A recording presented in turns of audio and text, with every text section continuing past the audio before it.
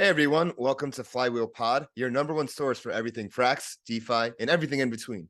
If you want to know what's going on in the world on chain, you've come to the right place. This is DeFi Dave, here with Capital K. We're here to help you harness the power of the flywheel. This week, it's been a pretty action-packed week, and not in the best way possible. With all this FTX drama, SBF drama. Many people are like, how can we not see this coming? Many people, but Ishan. Ishan is a but one. Ishan from Serotonin, he has his own DeFi newsletter. He also works with a bunch of projects. He wrote a thread a month ago, basically predicting the downfall of FTX and gave reasons why. And he had things like, volume going down. He had things like the way they're spending, and he had things like, look at that balance sheet. Like, so many things were just so spot on. And it was great. Just like one thing I love about Flywheelpod is when we get the threaders on to talk, because they just like go off, and their intelligence really shows. And Ishan was clearly a very smart young guy that's going to do a lot of good in the space. So Kiet, what are your initial thoughts here?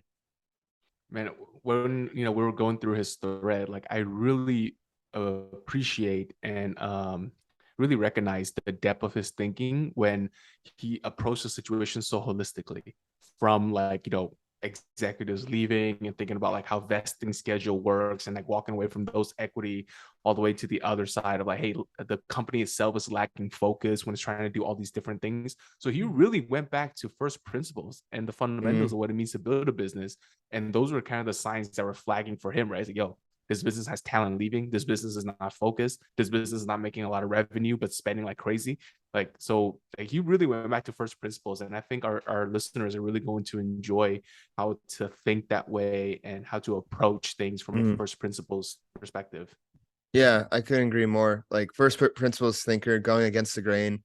And then, just how he thinks about DeFi and the type of due diligence he does. I think there's a lot people can learn from that. When we actually have like a career advice section in the middle of the podcast, where it's like, what if you're non-technical, like how would you approach working in crypto and how to like build in a bear? So like definitely stick around for that. We should just get right into it. If you're watching this on YouTube, please like, comment, subscribe, hit that bell button, get those notifications. Don't forget to follow us on Twitter at Flywheelpod. Join our Telegram group at Flywheelpod. You can follow me on Twitter at DeFi Dave 22. You can follow me at 0xcapital_K. And let's get the flywheel spinning. It has been an eventful week, to say the least. I don't think anybody saw this coming, but yet it was inevitable. Very few could have predicted this, but one man 1 month ago wrote a thread literally calling it, like, step by step. I was reading the thread. I'm like, I figured there's something like weird about FTX, but I didn't think it was like outright fraud. But we have Ishan. Ishan, you work at Serotonin. You have your own DeFi newsletter. Before we get started, like, can you give like a little bit about yourself? Yeah. So before crypto, I was in private equity. Had my own private equity fund. Had a really good opportunity. Shaved off like a huge part of our portfolio right as COVID started hitting. That gave me a lot of free time. With that free time, inevitably, I started to dive into everything kind of going on in Web3. I didn't really care for most of the stuff going on, but that's when I kind of fell headfirst into like DeFi summer. And DeFi summer was probably one of the craziest times on the internet, where you can just close your eyes, pick stuff, and do pretty well. So I did pretty well with the personal portfolio, and then I started to think like, how can I really kick this up a notch? How do I start really getting into the industry? And if you want to, you really have to work in the industry. So I worked at Serotonin for over a year now. And so now I'm like, I'm a DeFi writer. I'm an analyst. I've worked with a handful of like top 100 DeFi projects. I've worked with Lido Finance. I've worked a little bit with like Osmosis, Vega, and so doing like a lot of the core writings for a lot of these protocols, helping. The way I like to think about it is like, I like to help DeFi tell its story, right? There's a really interesting story and narrative going on here about the things that we're building, the things that we're doing, and I want to kind of help tell that story. Personally, preferably from the project side. I like to work with a lot of projects.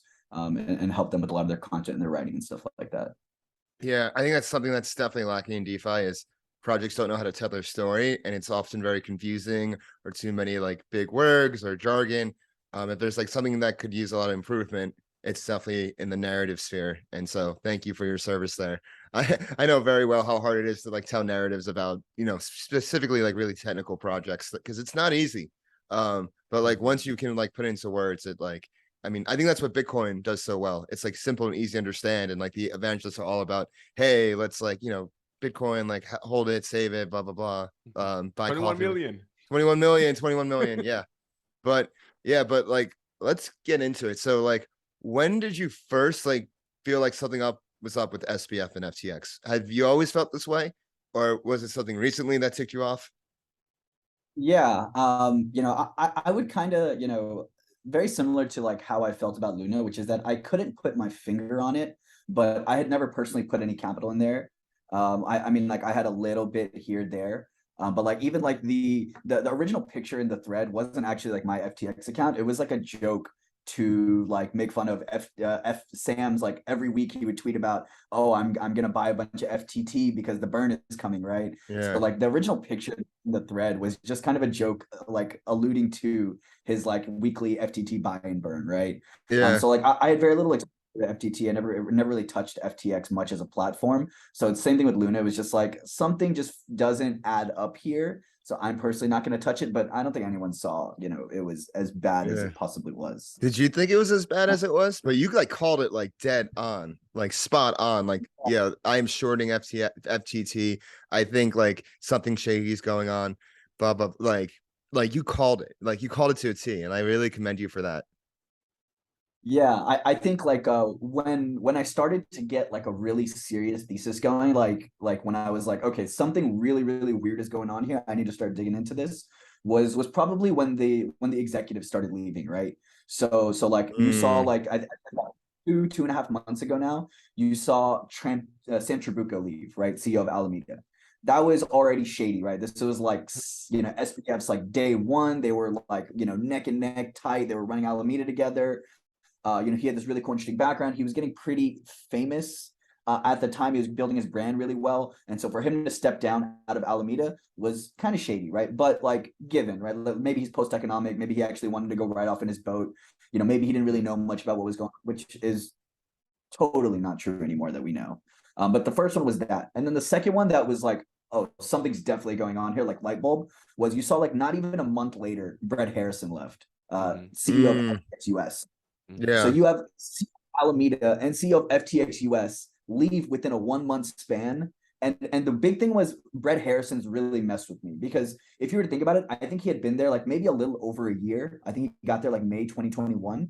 So if you're there for barely a year, your equity is not going to fully vest, right? And so you're talking about a $30 billion company like FTX that's risen in what, like 3 years? So your equity comp 2021 to 2022 had to have been nuts, right? And you're talking about traditionally a 4-year vesting with a 1-year cliff. So what? He just crossed his 1-year cliff, and he got like a little bit of maybe a month-to-month vesting, right? And then he just quit. Like you're talking about, multi millions of dollars. You're talking about generational wealth in FTX equity. If that equity is worth what you think it is and you believe it is, it would make no sense for why you would leave, right? And then the third one was the head of FTX Institutional and the head of their OTC desk. I think his name is Jonathan Cheeseman. And then he left maybe like a couple weeks later after Brett Harrison. And that's when I was like, okay, there's no way that something is not up here. Like there's definitely something shady going on. 3 of your top executives in like a 1.5 month span, along like, yeah, we're in a bear, but FTX still should be printing money. They've been talking about Alameda just printing cash for so long, and all 3 of these guys are leaving. Something doesn't add up. Yeah. And honestly, let's go right into the thread here. But yeah, I agree. Like when you see like top executives just start leaving in droves like that, not a good sign. Like one person, sure, but like 3 people in such a short amount of time, like, okay, this, deserves to be looked into. All right, but yeah, let's get started with this thread. Here's your joke picture of the self FTT.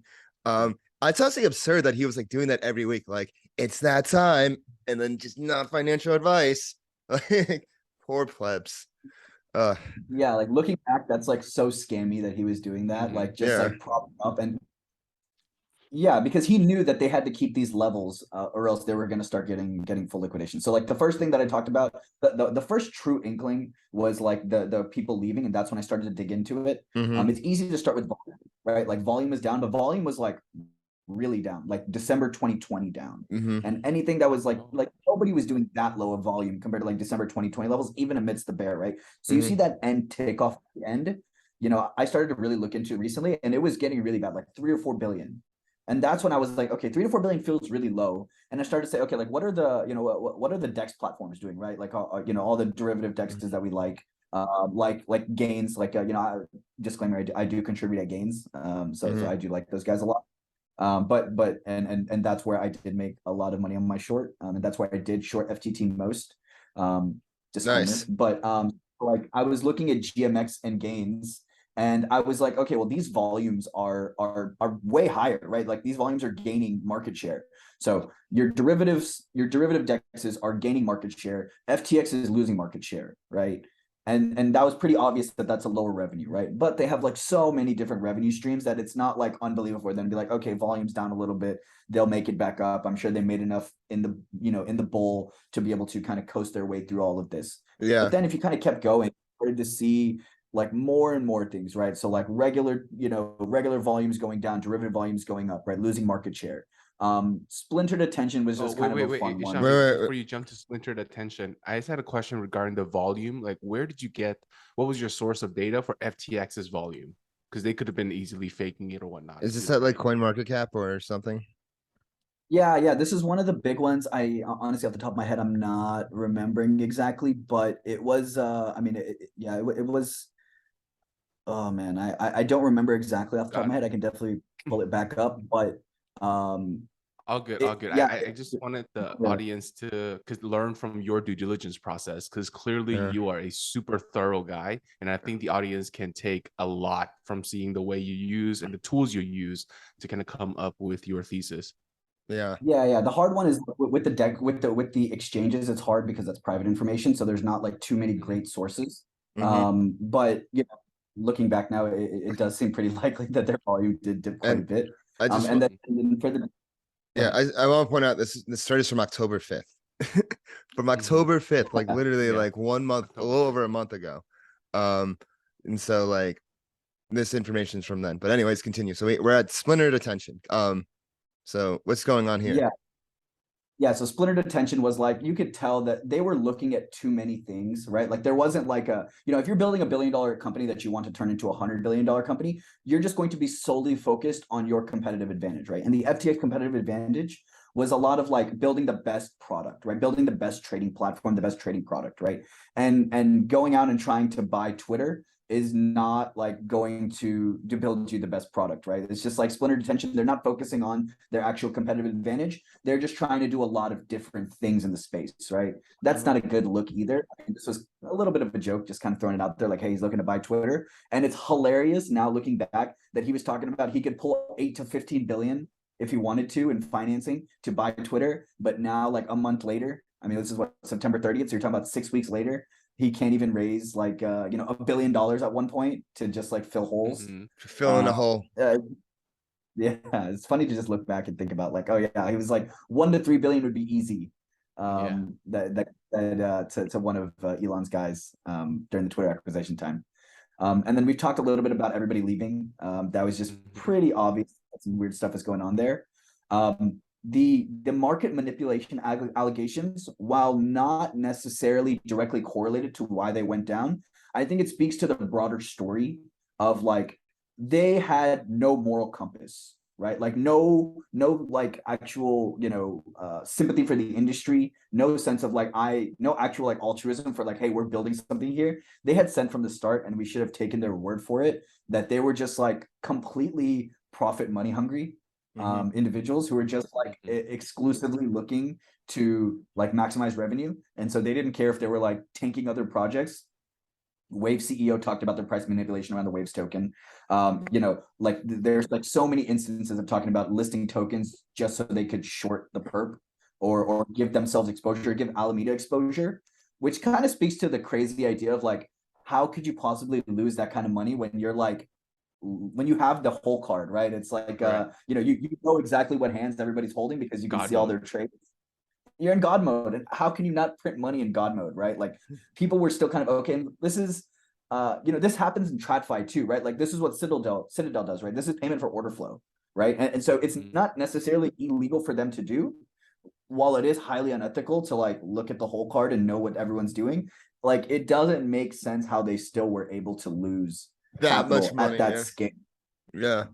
Billions of dollars gone. And I think we're going to start to hear about where exactly those billions of dollars went, whether it was like they lost it in some weird stuff like Luna and 3AC and stuff like that, or they made some bad venture investments, or they were just gambling away with people's money, customers' money, like drunken sailors or something, right? So bad for the FTX group, bad for the brand.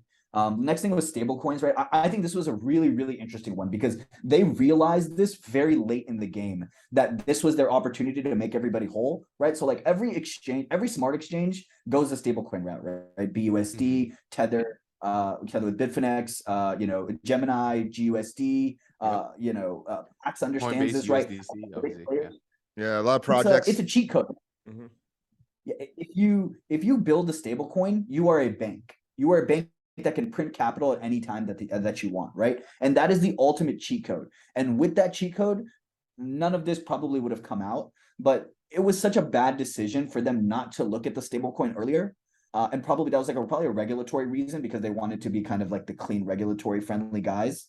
But having the basket of stable coins, right? Like so when you deposit money into FTX, they just give you USD, and that USD is any of GUSD, True TUSD, USDC, and so like it just gives you a basket of all these stable coins, and I think that was a big impetus for why they felt like they could get away with a lot of fraud because they could just take in deposits and essentially you can turn into a fractional reserve backing at that point, right? Because you can take in all these different stable coins. And then you really just have to pay out like a small percentage of those, right? But if they'd actually built a full stablecoin, like that is God mode, right? Where you can just print them when you need to, fake your collateral, FTT is collateral to print stables, right? And Right. that it couldn't have been liquidated, right? That's essentially what they were doing. They were collateralizing FTT to get more USDC and stuff, but if you can just print it yourself, then you never have a liquidation level, right? Because you can just add more, print more FTT, whatever you needed to do to make sure you weren't getting liquidated. So the stablecoin thing, I think, is big. Go ahead. I said, wow, no, that's like like ultra god mode. It's having your own stablecoin, and they probably would have gone away with it.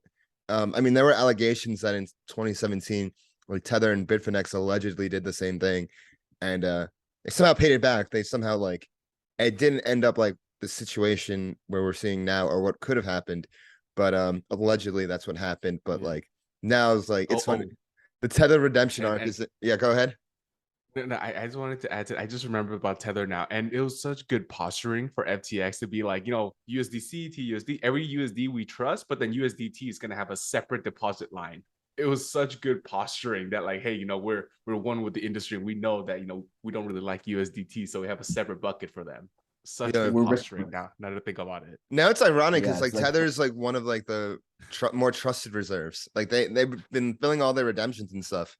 But yeah, let's continue. I think it's a lot. Yeah, I think it's a lot of fake it till you make it, right? Where, especially with Tether, it was like, we're just gonna like kind of fake it. And I think a lot of it was, I mean, total speculative, but I think a lot of it was very similar to what's going on with FTX. But their numbers just got so big, and the hole just got so big that it was going to be impossible to fill it. And then there was just like a lot of bad bull market investments, right? Like we've all done it, right? Like if you've been through a crazy bull, you understand like the urge to like, oh, let me buy that nice Rolex, like let me buy this new Ferrari or this new Porsche. Everybody has the dream for it, but these guys were just throwing money around, right? So like the Miami Heat naming rights, which is going to be probably the most infamous purchase ever. But it wasn't even just this, right? Like even I was just watching up until last week, like you saw the MLB World Series. I'm like Indian, right? So like the World Cricket T20 Cricket World Cup is like a big deal right now. They sponsored the T20 World Cup, right, for cricket, big international play. And you see all of these like crazy spending that they're doing, these massive ad campaigns, Super Bowl ads. and all of that, but volume's down, right? So like that was weird. You saw FTX Ventures. I mean, some of the deals that they were making, right? Like they bought 30% of Anthony Scaramucci's fund, and like you saw some of their recent venture investments. Like, you know, if you're running the biggest exchange and like you see Coinbase Ventures, like you know what they get on their cap table, they get whatever pick, they get the pick of the litter, right? And if you're getting the pick of the litter, why are you doing like late stage, like late Series Bs? The Doodles raised at 54 million, where you're putting like you know tens of millions of dollars into that. Like it was just like a string of probably like not great or like not A tier or like S tier venture investments, which was probably not a great sign. And all of these investments are probably like going to get marked down like crazy and sold off. Yeah. And then I want to go back to like the naming stuff, because I think like anybody that's been around in crypto, or even like outside, like I go to a lot of concerts and shows, and like FTX was sponsoring so many shows and concerts, Coachella, Tomorrowland, you know, our Basel F1 racing. They had like a whole thing at the beach, and like usually like you know crypto like does like a little bit of advertising, but like the way they were doing it was like so aggressive, so in your face, that it's funny. It's ironic. Like Sam himself is like, you know, comes off as frugal and like, oh, I have New Balances and drive a Corolla, like, you know, the old Rockefeller schlick, like look humble, blah, blah, blah. But like in reality, like he was spending his money, but on all this advertising bullshit, like just getting the FTX name out there. So like, you know, not a wise decision by SBF. Oh, really? I think it was super wise, because it was such good posturing, right? It was like, how can this company be able to spend $200 million on a naming right and sponsor the F1 team and sponsor that esports team and have like, you know, booths everywhere in every single concert? I think that's such good posturing, because you would never expect to look under the hood because the car is so shiny. Yeah. You know? I mean, oh yeah, from like a looks perspective, it's great posturing to like hide what's underneath. And like I was just watching like the SALT conference, which is like really funny to watch now. There's like there's an interview with like Giselle, SBF, and like the head of FTX head of fashion and or some shit, Lauren Pratt. And I'm just like, why does a crypto exchange have a head of fashion and culture? I mean, culture is important, don't get me wrong, but like I'm like, what that seemed like what are they trying to do here? Like what are they? Yeah. I agree with you with the posturing. I don't know. What do you think, Ishan? Yeah, I think I heard Brian Armstrong made this point on All In, where he was looking at the balance sheets and he was like, okay, well, like I'm looking at Coinbase's balance sheet and I see that we're doing like, you know, I think he said like we did like 10 billion in revenue and we were like we had like 3 or 4 billion in EBITDA, and then I'm looking over at FTX and they're doing like 1 billion in revenue and they're doing like, you know, so like I can't imagine their EBITDA must be a lot lower. And I have no idea how they can get the money to be spending on all of this stuff that they're doing. And I think that's a really great point, is that like, you know, we should have been looking at like comparing to like public balance sheets to get an idea of what's going on. Like the fact that they were private was really threw everybody for a spin, because they just kept raising money and just kept, you know, selling equity, and no one really knew what that full balance sheet looked like. And if we were to just look at Coinbase's balance sheet and like, yeah, you know, FTX claims that they're doing this way more efficiently and have way less engineers on staff and way less people working at the company. But like you have a head of fashion, you know, you have like this big venture department, you're throwing money around and all of these sponsorships. Like there was, you know, I think there was an easy way to realize this. And I guess even Brian Armstrong didn't fully realize this, but like just comparing the balance sheets should have been a little shady, a little off. But yeah. Sean, don't you think that there was a baked in answer to that? Because they would just point to, we have Alameda Research, aka the money printer, right? Like that was an easy answer to plug into everything. It's like, well, they can't afford it, but you know, they have this other hedge fund arm that just makes buku money. So of course they could. And what you were saying before about like the raising, like why do they need to like keep raising if they're like so successful and profitable? Like that's also like a warning sign. Like they were like artificially getting their valuation up to $32 billion. Like, come on. Yeah, exactly. Right. Like what was really in it? Like if you're just printing cash, right? Like you can't have it both ways, right? You can't, you know, you can't be like, oh, we're doing all these sponsorships because we have Alameda printing all this money. Well, if you're printing all this money, then like why do you need to raise all this equity and like why are you selling all this equity, right? This is like I mean we can talk about it like the big picture later. couple, but yeah, I think like the last couple things are like the Serum and Ray stuff, like that was just ugly, right? If you look at some of those charts, like, and they were like, really touting this as like, oh, Serum's gonna be like the ultimate club, and we're just gonna have all volume everywhere. It's just gonna run through this model. Like we've seen this a couple times, like clubs very rarely work. And so both of those are, the way that those just got pushed down and destroyed, like there was no way that all that equity interest, and they're probably raising with a lot of that on their balance sheets, that those aren't going to get, that those numbers aren't hurting them in some $2 billion worth of Serum with only like 84 million in circulation, or 84 or something like that. Was that what was reported? That's insane. That's ridiculous. Like like I always like to like go kind of first principles, like do you know anybody personally that's ever done a trade on Serum? Like I personally don't.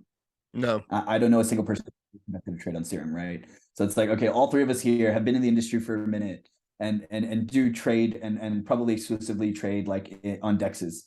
And I've had money on Solana before. Like I spent a decent amount of time in Solana, right? I used to spend a lot of time with Mango markets, like, and all of us have never seen anybody trade on Serum, like red flag. And then there's like and then the Sam political aspirations, right? Which is just like the tip of the iceberg on like what the fuck, right? Where like he's literally taking money from people and just donating it to political campaigns. Like that is like probably the scummiest thing that you could possibly do in the world. And the way that you just like juice the books in that respect, and like literally you're just taking money from people and donating it, is like, it's scary. It's just like in general, like scary that people can do that and have that kind of like level of manipulation and like swing. So obviously like the political donation stuff is super sketchy, super scary. I guess the last couple things that are I really liked what you I really like what you said here about like they were super quiet about the Tornado Cash issue. Like that's so Sam was like never crypto native. He was like never one of us. Like he came into the industry as a trader, always like he even said like, yeah, I'm a trader, this and that. But people still like looked up to him like some like wonder kid. And yeah, he was never speaking up for us, right? The DCCPA stuff, like he was always just about kind of trying to do what was best for him and his company, which is great. But then like going back and touting about how you're just like this altruist and like, are doing the best for the world, and like I got your guys' back, like super dangerous how he justified everything with like, oh, it's for the greater good. Like everything, it was like, oh, effective altruism. Like now effective altruism is just destroyed as a moral philosophy. I don't know how it can come back from this when it's like, when its bigger proponents became a huge scammer. It's just like, he used his philosophy basically to make the decisions that he did, and then we're all here paying for it. I think this kind of gets into the argument of like, was he just like a kid who fucked up? Like I think like Sam and I are probably around the same age. Like I could probably understand a world where it's just like, you just like get too levered, you take one too many Adderall and you kind of freak the fuck out and like, go crazy a little bit. Or like, is it just like, was he just like a sociopath the entire time? Was just like, I'm going to steal as much money as I can from people so I can try to donate it and become like this massive figure in the world and like help my mom's political campaign aspirations and like, fund her, political battles and stuff like that. I guess we talk about it. The last two things are just like product stuff. Like, if you are trying to build the best product ever, right? And that's your competitive advantage, right? It's like, I'm going to build that. My business thesis is that I'm going to build the best trading engine possible because I'm going to build one for retail. I'm going to build a product that's great for retail traders and for institutional like HFT traders and stuff, high frequency traders. And so I'm going to be able to get as much volume as possible because I'm the best trading platform for everybody. Then like, why aren't you making those like product decisions, right? So like FTX product, like just towards the end, you started to hear him talk about like a couple tweets about the product and what was going on there and trying to make like the engine a little bit smoother and have trades execute a little bit better. I think that was all window dressing. Like I know a lot of people who are, HFTs and they are not fans of the product really. They still think that there was a lot of front running. And I think like one, the product wasn't that great.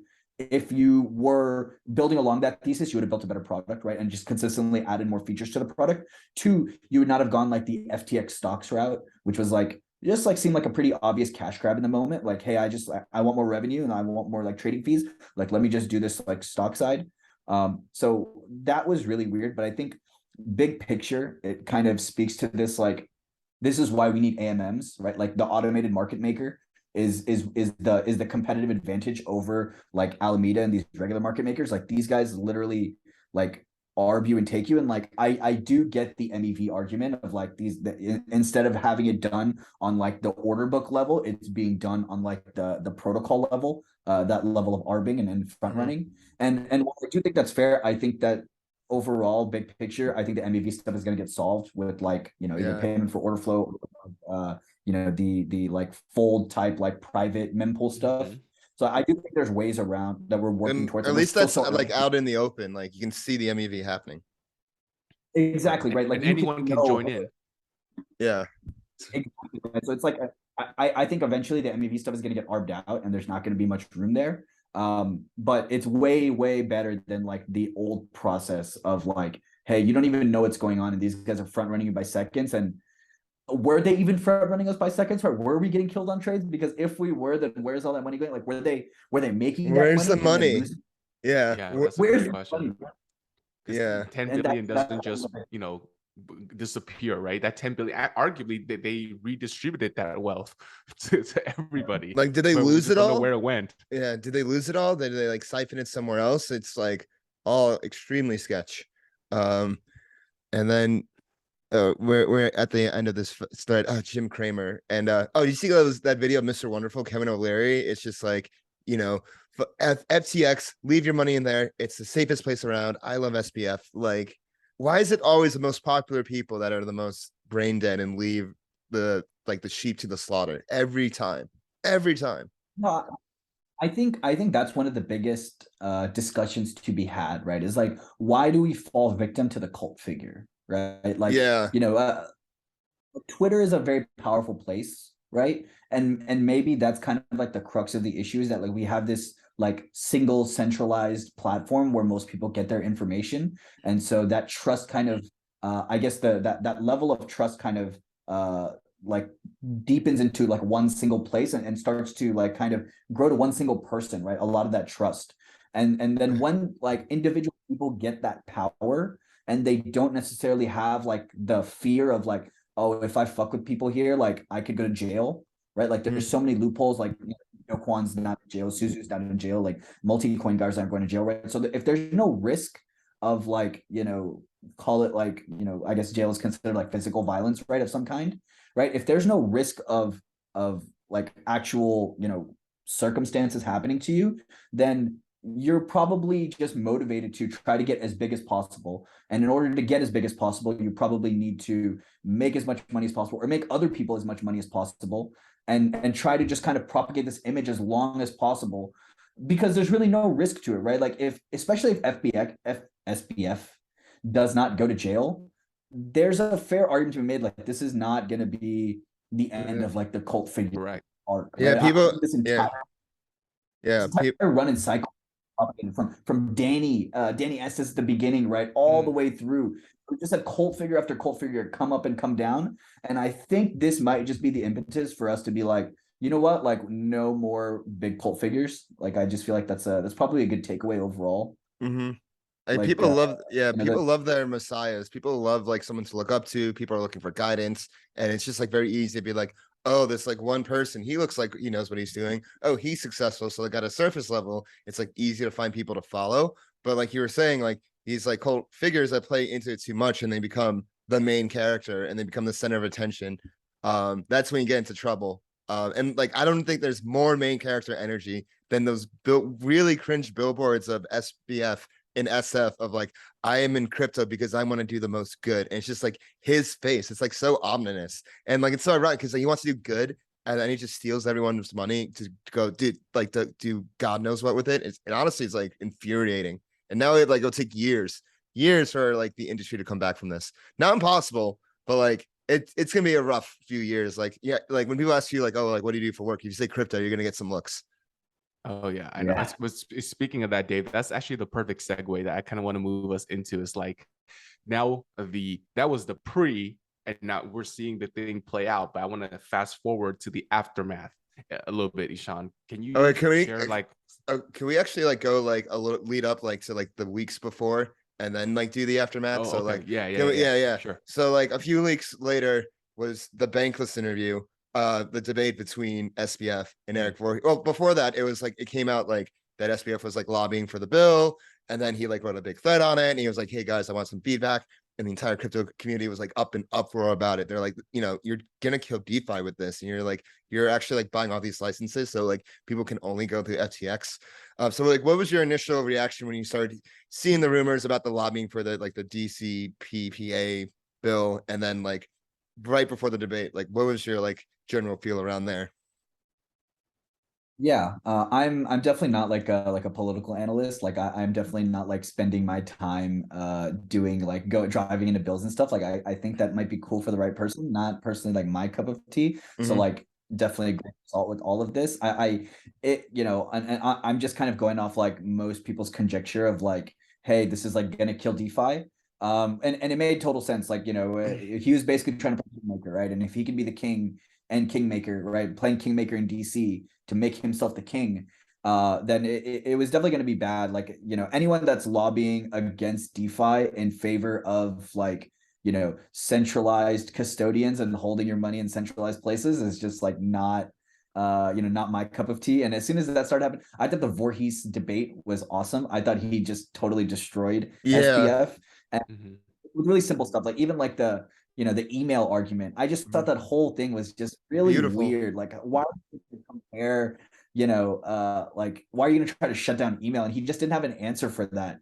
And that's when I was like, none of it sat right. But I still think at that point, nobody could probably foresee that like there was an actual problem there. It just seemed like if you could, if you could go and change the rules of the game to make the game work in your favor, then like why would you not, right? Like you would be kind of dumb not to. And he had all the chips in place. Just weird. That's the only way I can really describe it. Is it just came out like it was just a weird vibe that came out of there. Yeah, and like, what did you think of like seeing SBF and his health when you were watching the debate? Like, he's shaking. He's obviously like way fatter. When people at the end of scams, when like the Ponzi's near the end, it literally destroys the person both like on the outside and on the inside. Do you think that was happening with SBF? Yeah. Well, when I saw it, yeah, I definitely thought it was like maybe too many Adderalls, maybe too much other stuff, and yeah, like this usually happens with these guys, right? Like I think there's also a bigger discussion to be had about like Adderall's place in like the world. Like I'm not too much of a fan. I really do like, it's crazy that we give that stuff to kids. Yeah. Like you can see like grown ass like clicking around and like freaking out, and so like to kids is like pretty crazy to do. Yeah, I think with the whole Adderall, like they were like tweeting about it, and like obviously like we're doing a lot of it. Like psychosis is a real thing. Adderall psychosis is a real thing. I have experience with someone who had Adderall psychosis, and it was like last cycle, and like he was like, oh, I'm doing this thing. I'm getting these people together for it. You want to come? I'm like, sure. I was in LA. He flies me across the country to Richmond, Virginia, and he like ghosts me. I end up in DC for the weekend, end up doing like something else, but he like literally ghosted me and just like went psychotic, was just saying all this crazy shit. I was actually traveling way more than I was like on the ground in DC, and I was like, what the fuck is going on? I was like, this was like towards the end of this was like February 2018, I think, last cycle. I'm just like, and then the dude just went crazy. I'm like, all right, like, see ya. A year later, he like hits me up and he's like, hey man, I'm really sorry about what happened. Like I went to rehab. Like I had like a whole breakdown because I took too much Adderall. So like I could definitely see where like SBF and like his crew just had delusions of grandeur that combined with like rationalizing everything, like, oh, effective altruism, we're doing this for the greater good. Like it always just a recipe stirred together for this absolute disaster we see now. Yeah. It wasn't a good look in the moment, and probably should have just been another sign of like something weird is going on here. Yeah, but yeah, it's good that though we have like people like Eric Voorhees in the industry, but if there's one thing we can learn from SBF, like the fact that he was like going to DC every week. Like we need more people like industry leaders doing that. We don't need SBF doing that. We need like, but the thing is, it's kind of like antithetical to DeFi to like go to the government and be like, this is what we're doing. But if you want to educate, we need to do that. So I'm hoping like, it'd be great to get people like you out there to DC, honestly. Just like talk to these legislators and stuff. You would be perfect for it. Yeah, I appreciate that. It's yeah, and then like just going into the lead up, like that whole like I guess that Sunday, Monday, Tuesday going into that week was just so like unbelievable. And it in hindsight, obviously like hindsight's always 2020, but the throwing the stones from the glass house was just so bad, and the way that he went about, like him and CZ going at it, and I really think like and I saw Kobe make this point on Up Only, that like I don't think even CZ really understood how ugly things were over there. I think he just tried to puff his chest out a little bit and just kind of like maybe remind SBF who the big brother was. And I think that I don't think he had any idea, and then like telling everybody you're going to market dump like $2 billion of FTT and TWAP out over like 2 months was definitely going to cause like some kind of bank run. I thought like, the bank run on FTX was probably foreseeable, just because like I think everybody still has a little bit of PTSD from all the other, from the Tether stuff, or sorry, from the Luna stuff, the UST stuff. And so it was just a better safe than sorry. I think I do think they ended up burning a lot of cash. Like if you saw leading up to the FTT, like that breakdown at $22, if you were watching the charts like leading up to that, and I'm not a chart boy much by any means, but the way you were watching that thing like just oscillate like from 21.9 to 22.1 for like 4 hours, it seemed pretty obvious defending the peg pretty hard, because defend the peg. Yeah, and you would think that they would learn from their mistakes, that like you just never want to defend pegs. But there's no way that there was enough to be able to withstand like 100x shorts that people were putting on in the moment. And then they it was just like a liquidation cascade after that. Where were you guys when it was announced that like Binance was gonna buy FTX? Like, because I think that was like the moment I was like, oh wait, FTX is fucked. Like, where were you when you first heard that news? Because that was like the real turning point. I was right here in this seat, like up all night and staring at the charts. Like I think I traded like all night that night, because it was just like it was just a straight like money printer. And it was like I told myself after the Luna thing, I didn't really have a position in Luna, and I was just kind of like outside looking in like the entire way. And I kind of told myself like if there was an opportunity like that where it was just so obvious the system was going to break, that I just wouldn't miss it.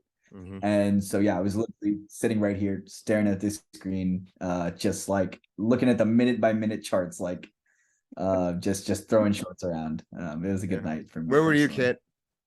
Dude, I'm in the exact same spot doing the exact same thing, except I didn't want to be on any offsides, because I wasn't paying too much attention on like all this sex stuff and like this FTX stuff. Like I barely used the platform, maybe just to kind of go in and go out. So I wasn't really paying attention. I'm like, I have no edge here, and I'm not going to jump in this that I know nothing about. I'm not going to spend the next 30 minutes researching FTX and then throw in an FTT short. That just sounds reckless behavior. But it was I was right here looking at all that unfold, and more importantly, for the next couple of days, I was still standing here and just looking at all like more and more things kept on coming out. Like it was like LOI from Binance, but non-binding. Next day, okay, no more LOI, I'm out. And then now SBF is raising a bill to try to like port the whole. I was on a plane when I saw it, and I'm like, oh fuck. And I remember like, because I was flying from Lisbon to where I'm at now in Dubai, and I had breakfast with Satsstart. And I'll never forget, I asked them like, hey, do you think like FTX is insolvent? Like, what do you think is like going on here? Because it's like, murmurs and like things are like, people aren't sure what's going on.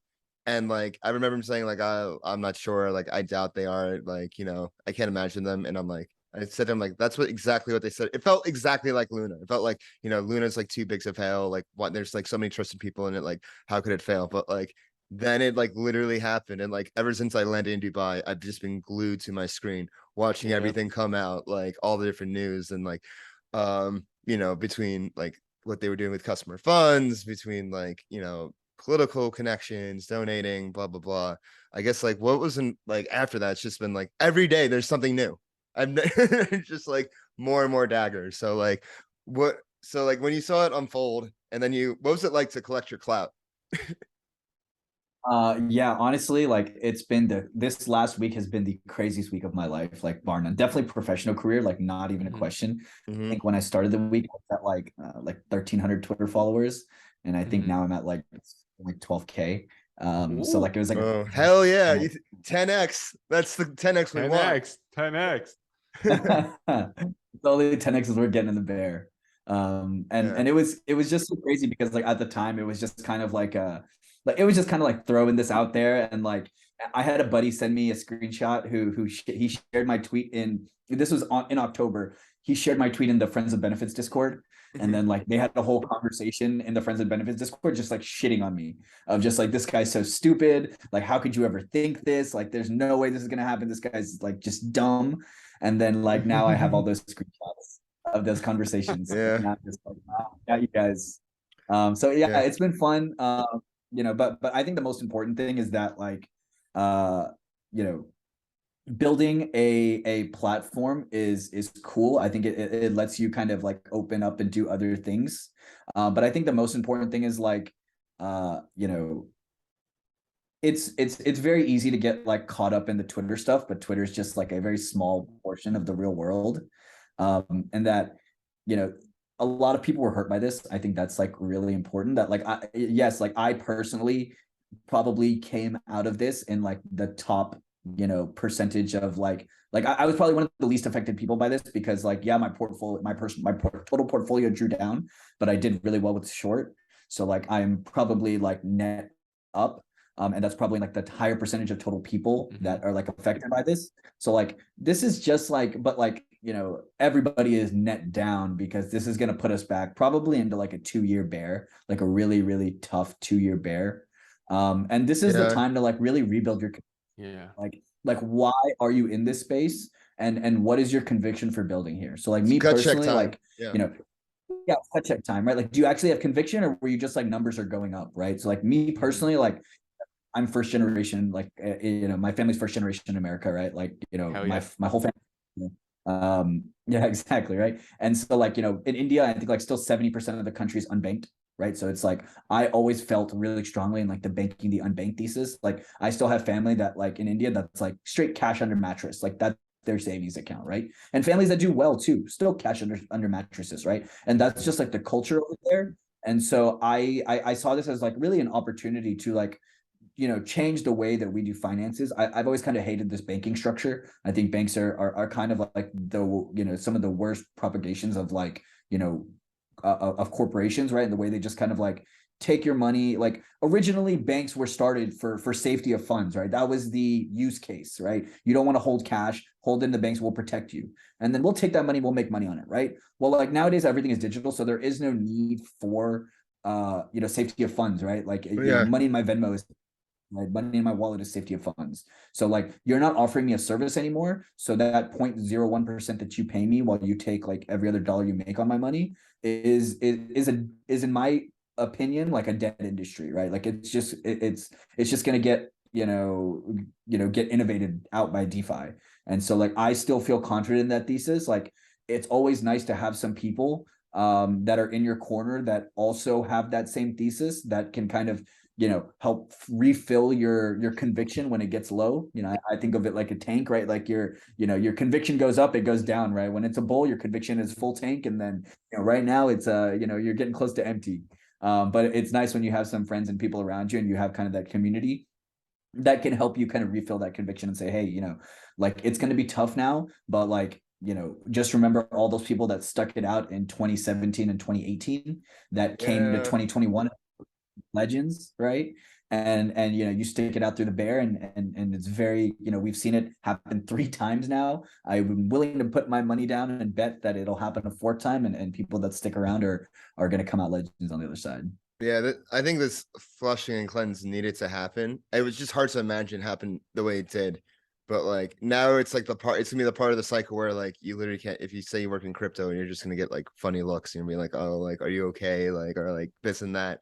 But this is like the time to build. Like this is where like think about all the projects that blew up this cycle, Uniswap, synthetics, like all of them were like building in the bear. And like that's what you gotta do. Put your head down, build in a bear, don't get distracted, remember why you're here. And then just keep pushing forward. And just like if you just like stick it out, like I think like 80% of anything is just like showing up. So if you just like stick it out, show up, like there will be opportunities. And then you just gotta be there to like be ready to spot them, like the FTT and FTX call out that you did. Yeah, I really like what you said, Dave, about like, being there is 80% of the battle, and just sticking around, like you will survive by default by just sticking around. And so I wanted to ask, Ishan, like, what would you recommend the audience, like folks who listen to this podcast are like the real ones, the ones that are actually in the space deep and have stuck around after the Luna situation and now after the FTX thing. Like, where would you recommend them like hang out and find that group? And what are some ways that you kind of got through the bear market the last time?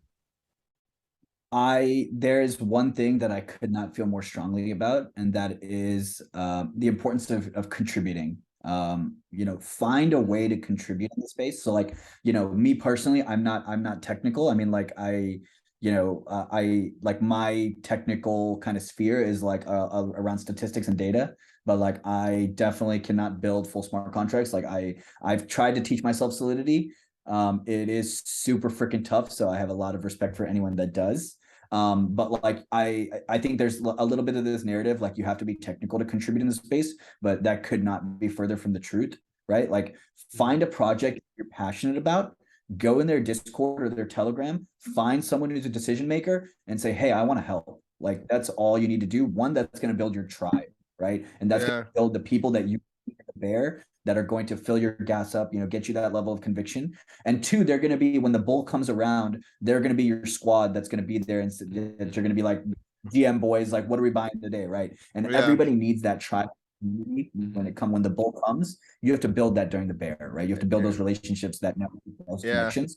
But I could not speak enough about like contributing. Find a project you're passionate about, right? I found Gains Network, right? Love those guys. Love what those guys are building. It's an amazing product. I mean, full disclosure, I do work there and I do get a compensation. But I love those guys and I love what they're building. And I went over there and I was just like, hey, I want to help. How can I help? Right. And you start off just helping, right? Like you should have the expectation that you're not, people are going to want to see what you're worth, right? This is an entire industry built on anons and proving your worth, and not, no one gives a shit if you have a degree from like a top 10, I have a business degree from a top 10 B school. Like nobody gives a shit. Like nobody could give less of a shit about my degree. Right.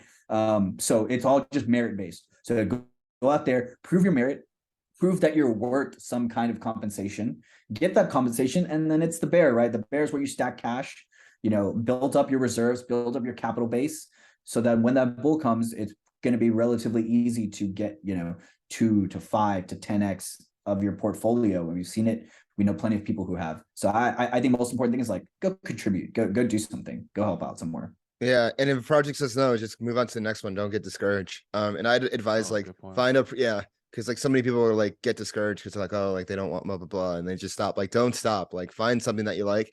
And I find the earlier the project, the better. Like, you should rather find a project with like 5 people instead of 50 people.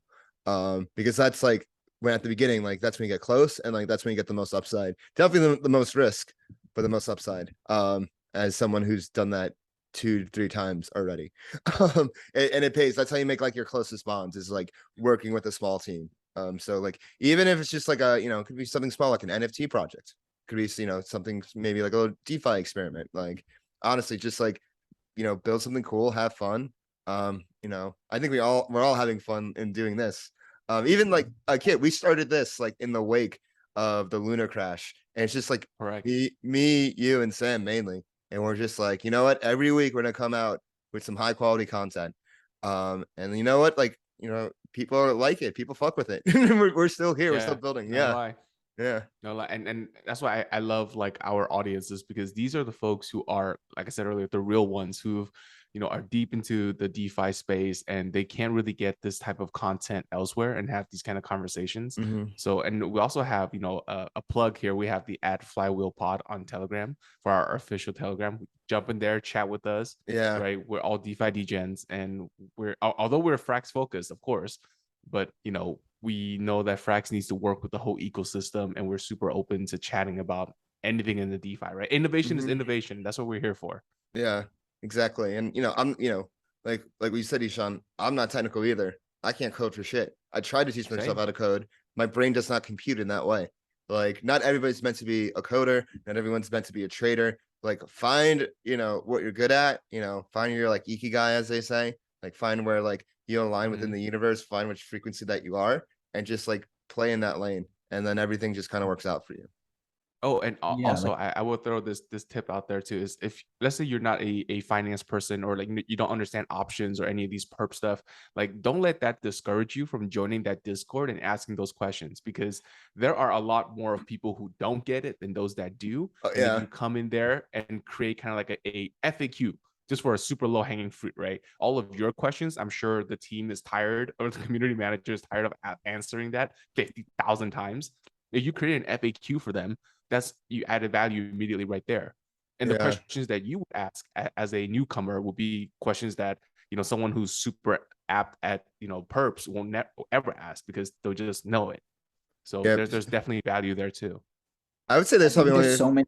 Go ahead. Yeah, there's so many roles that you can fill, like that are just non-technical roles. Like I think like, there's a huge like a market, I guess, for like BD guys, like business development guys. And like, what is BD guys? BD guys are just guys that have hustle, right? That will go out there and make the connections, go talk to people, go DM people, go get make Telegram groups with guys that you want to talk to, that the dev teams want to meet. Like BD is like, if you have a hustle about you, right? Go get yourself as a BD guy and go help someone get some connections, and they'll go out and they'll pay you, right? If you're a designer, everybody needs graphic designers, right? If you're a project manager, like projects desperately need like project managers that are not technical, but maybe can understand some of that technicality and can kind of bridge between maybe the finance guys and the dev guys, right? There's just so many, and if you need help, like dude, reach out to me. Like I have so many places where I know projects that need people, technical and non-technical. Like if you just start reaching out, like feel free to reach out to me. Yeah. Like find me on Twitter or something. And I would love to help people find your role, find your tribe. And there's such a lack of BD people in space. I can say that firsthand. Like people that actually like know what's going on, and then can actually like network and can actually execute on partnerships, because devs are busy, heads down, shipping. They're not going to be ones out at conferences, and when they are at conferences, a lot of them like it's a lot of energy. It's a different type of intelligence. It's a different type of stamina to like go out, hold conversations, create partnerships and collaborations. And like the more collaborations that happen in DeFi, the stronger DeFi becomes overall. And like it can't be understated like how important and vital BD is. And sometimes I feel like coders are definitely the foundation. They provide the playing field, but if there's no one to play on it, then what good is it? So if you're like interested in the space, just like doing BD, basically all BD is just making group chats at the end of the day. I was gonna say that's it. You're making group chats and making connections, and you basically like allow devs just to like go talk and collaborate, chime in, like remind them like, hey, like what's going on here. And then like that's how magic happens. Like let the devs be devs, and let you be like, and be their social organ, be like their mouthpiece, speak when they can't speak, because they're doing focusing on like building and shipping and all that other shit. Oh yeah. I mean, these are super, super great best practices and insights for the people. Though I do want to bring us back to the topic. We could run like a seminar on fucking exactly. We should maybe we can like do that. Like we really honestly, should. that would be a good idea. Like BD and do like a virtual job board. Yeah. Okay. Yeah. I like that. Yeah, that's true. That's definitely a pod idea. I think the three of us should totally come back and do like hey, this is what we need in DeFi this week. Anybody out there, please jump. A quick 10-minute kind of skit that we could do. But all right, back to the regular programming. FTX Contagion. Like, can we Dun, talk dun, a little dun. bit about that? Right. I'm gonna share this with you guys that I saw earlier today. Woo Blockchain posted a little quick snapshot of what they think the contagion could look like. Did you guys get a chance to see this? I think I skimmed Not it, yet? but feel Okay, free to. okay. Oh, look, I think I need to give you the ability to share. 1 sec. Okay. Okay, go ahead. Okay, 1 second here. I don't want to share my whole screen. What do you got going on there, Kate? 1 sec. Jeez, guys, relax. All right, 1 second. Let me see here. Oh, hold on. Okay, boom. Let me share screen. Let me know if you guys see that. Oh shit! So let's go. Oh, Yeah. Yeah, I'm good. Yeah. So here's what Woo Blockchain kind of tweeted out or in their Telegram news channel that I saw. And this is the exposure that they've kind of tabulated so far. And like, this is like a lot of big players, right? A lot of notable names are kind of on here. And, where do we go from here? Because like I'll give you guys a second to take a look at it. But for me, I think there are 3 pillars that has been completely destroyed. The first pillar being consumer confidence, because the consumer is not going to distinguish between, hey, FTX was actually more CeFi, not DeFi. They're going to think that's crypto and that's scam. Consumer gone.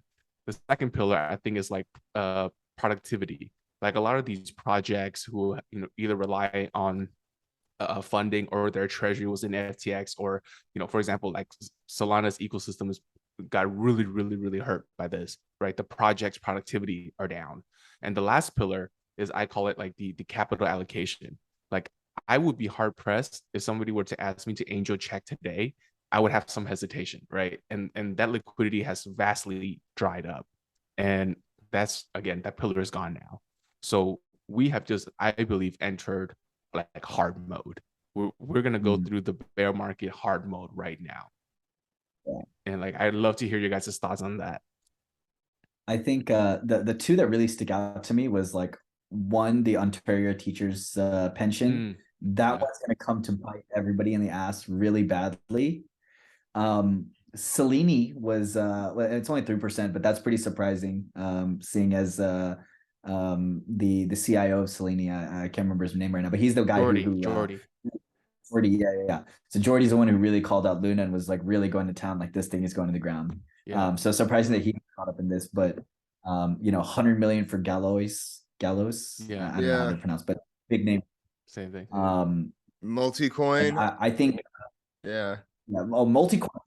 They're done with. Funny story. I did interview at Multicoin back in the day, and I did not get a second interview. So I hope they get wrecked. I'm just kidding. When I was said on interview.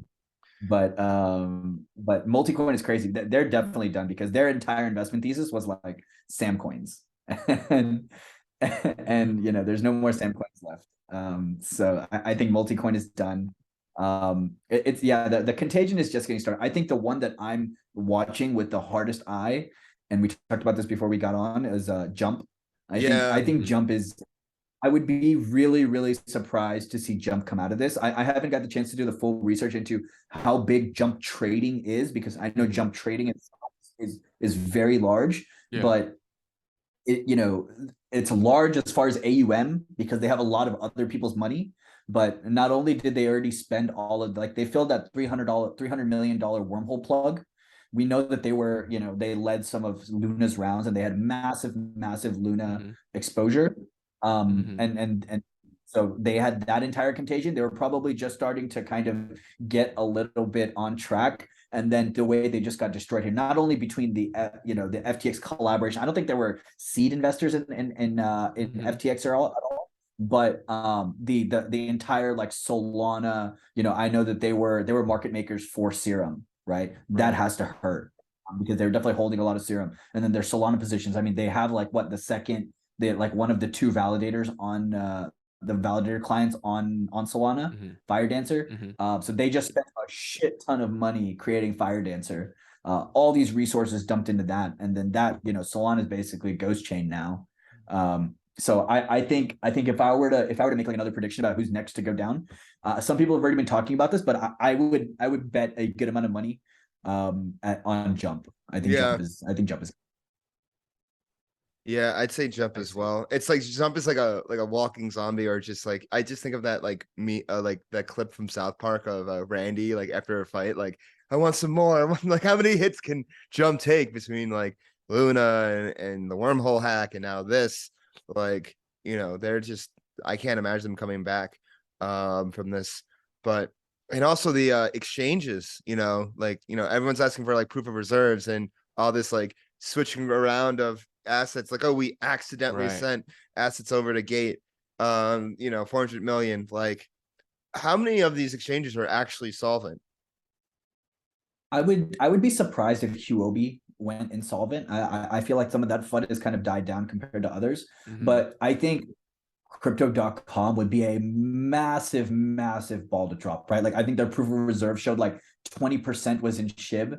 Like, who the fuck is doing your risk management? Hey, 20%. Fortune favors the brave. Fortune favors the brave. And the I mean, maybe their users, like 20% of their users love SHIB, right? Which is totally possible, right? Maybe they need to hold it because their users want the SHIB. They like the SHIB. They like the SHIB. They like the SHIB. I think that's a pure industry concern if like one of the 5 biggest US exchanges is like 20% like total dog tokens. I think that's bigger issues at hand, but I think if we're definitely going to see another 1 or 2 massive players take a fall here. Like, I think one thing that's not talked about enough is the impact that it's going to have on Web 2. And that some of the most massive Web 2 investors were doing, especially this last Series C round that they did at the $30 billion. I think they raised $1 billion at 30 billion. You're talking about SoftBank, writing off a $300 million check. You're talking about Sequoia already wrote off their $200 million. I think you're going to see reverberations in Web 2 where a lot of these big check writers are going to start asking their port code, like their port codes in Web 2, they're going to start really pushing to like mark up, show higher valuations where you can cut OPSEC even more, right? Start cutting more jobs, and then once you start seeing job cuts, like one thing that was just totally went underwater throughout this whole shit show was like Facebook cutting 11,000 jobs. 11,000 jobs, yeah, that just happened. That's a lot. That's a lot of jobs. You're talking about if the average person of that is getting like 100K a year.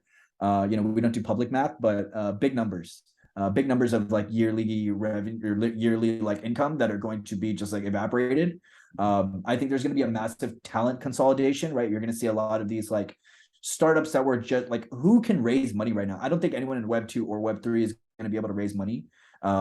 If anyone wants to, I would love to write checks, but my checks are small, so you probably don't want my checks. But if you want checks, I can cut you. You want the name? You want the Ishan name? You heard it here first. Ishan Cap, small checks only. Ishan Cap, yeah. You need a DeFi writer. Yeah, you have the value prop. We'll get those check sizes up. I will write your investor memos and I will give you small checks for sure. But I think we're going to see it's going to get really bad. Like, I know the all-in guys have been talking about a double dip recession, and I think that's what's coming. I think it's going to get really, really sad and bad. Like, normies are still not talking about like a massive, like a full-on recession, like 2008 level. I think this could get equally that bad. We're like, I mean, I don't know if you guys remember back in 2008, but it was like, even your grandma was talking about recession. Like, oh, we gotta be cutting back. We're in a recession, right? Like, we haven't hit that stage yet. I still don't think we've hit like the true bottom of the bear. And I think like unraveling all this contagion. And then I think the one first dip? Oh, no, we've already, I think the first dip was like May all the way through, just kind of. Okay. Yeah. I think we're going to kind of cool off around holiday season. I personally don't know how to evaluate the holiday season stuff, but I think it's going to have an impact. Like, people are basically, this last half of the year, people shut down for like a whole month, right? Between Thanksgiving and New Year. And most people essentially shut down for a whole month. That loss of productivity is, I think, going to take a toll, especially with how the economy is looking right now. And there's still such a mismatched balance of supply of the supply chain, right? Like where I think we just went from a massive short in inventory to a massive overcompensation in inventory levels. I think that's going to have some big macro impacts. So like overall, Contagion is going to hit everywhere. I don't think necessarily it's like only caused by this, but I think this is Bigger going to be factors, like yeah. a wave that causes a tsunami. Yeah, I was I thinking, think the LPs. yeah. I just want to point out real quick, like the LPs of all these funds who just straight up marked like hundreds of millions of dollars, like in their letters, they always pose it as like, it's only 2% or it's only 3% of like the fund, but in reality, like in actual dollar terms, these are hundreds of millions. Well, that's a lot. And that's a lot. And That's a what lot. Ishan said earlier about the OTPP, which is the Ontario Teachers Pension Plan, like, man, that one is going to cause reverberations for sure. Like, you pretty much just X'd out all of Canada investors because they're just like, even the OTPP got hurt. Like, there's no way I'm cutting check into this. Didn't they get into Celsius as well, or was that a different pension fund? I'm not sure. I'm pretty sure there was like another pension fund in Celsius. I would be like double hit. Yeah. So I think that the LPs are, I mean, fortunately some of these funds are closed-end funds, so like, redemption kind of won't hit, but there'll be definitely more scrutiny and definitely way more stringent criteria to cut checks 100%. Yeah, there's no way you can come back with the same. I mean, the checks that were being cut, before all of this, I mean, it was getting pretty reckless. Oh yeah. Everybody was cutting massive checks everywhere. Like I think it's more of an issue with due diligence. I think that's kind of like the big thing to learn from all of this. Like, I guess in like a broader, not just like Web3, but like everybody needs to learn that, like, I think like basically this whole last decade, right, 2010 to 2020, we had such an insane run, and there was such a like, oh, if you don't want to invest in me, I'll just go here, because there was so much capital being moved around that it was very easy for people to say that, like I'm okay with not taking this check, I'll just go with this check.